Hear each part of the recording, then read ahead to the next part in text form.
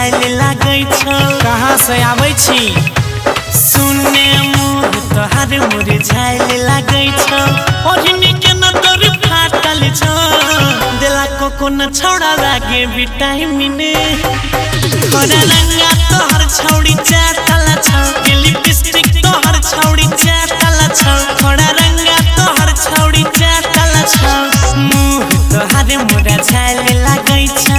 कथी करे रही बोल गे? मुँह तोहर मुरझाइल लागै छौ। ओढ़नी के न तोर फाटल छौ। दिला को न छोड़ा लागे विटामिन। तोरा रंगा तोहर छौड़ी चाटल छौ। लिपस्टिक तोहर छौड़ी चाटल छौ। तोरा रंगा तोहर छौड़ी चाटल छौ।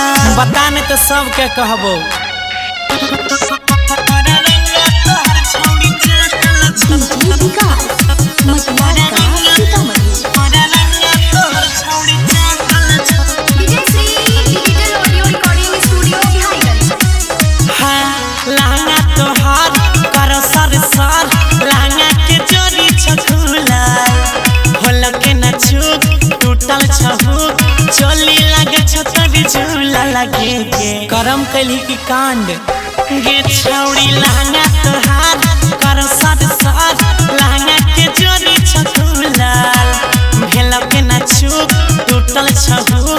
चोली लगे छतरी झूला लगे। माथ के टिकुली नाक पे शोभा। सौसे दशा बिगड़ल छे गे। माथ के टिकुली नाक पे शोभा। तोरो नथुनिया नासल छौ।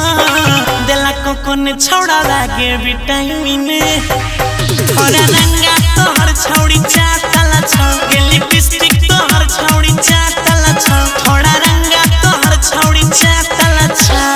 बता बता तोरा रंगा तोहर छौड़ी चाटल छौ।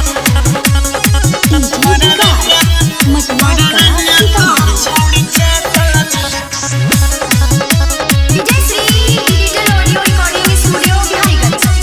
हाँ चुसल छौ रस रही हचहाच के तोरे रस चुसला रही कुआर करे रही प्यार।